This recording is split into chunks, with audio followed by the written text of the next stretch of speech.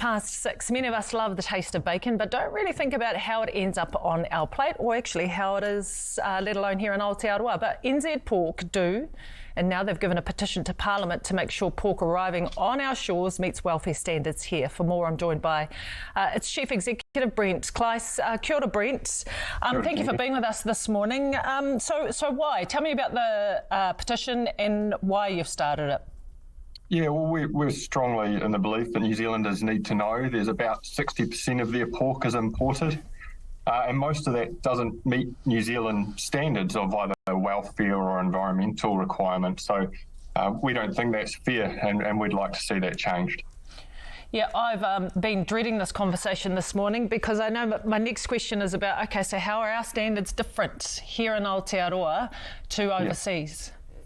Well, overseas, just as some examples, we get a lot from Europe, we get a lot from the US, and over there they use gestation stools, which are banned in New Zealand. That's a stool that a sow would sit in up until the end of her pregnancy, and they practice castration both with and without pain relief, but we don't actually castrate our pigs here.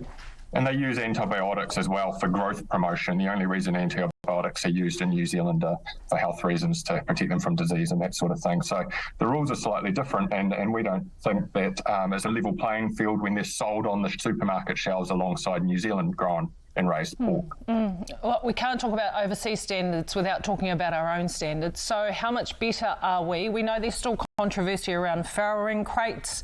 Are we really better than overseas practices? We are. I think some countries are better in one or two aspects, but across the board, New Zealand leads the world. We're not saying as well that we don't need to change. So we're keen to see things change even for the better, and that's a reduction in the use of farrowing systems, greater space for pigs, and some other rules around practices on farm that would allow farmers to do more to care for their pigs. And the pork industry is supportive of that, but we'd like to see the same standards being required of imported pork, just so that they can compete in the same market. Brent, is it fair for me to ask whether this is actually about animal welfare, or is it about the bottom line for the businesses here in New Zealand, given the fact that we do import 60%? So, is that a fair question when it comes to the petition? It is a fair question, and consumers and the government and anyone that's out there wants to see better environmental standards, better welfare for animals in New Zealand. But you can't do that if you're just going to push the supply of that overseas instead. You actually have the opposite effect. So it needs to be a level playing field. Brent, where's the petition at now?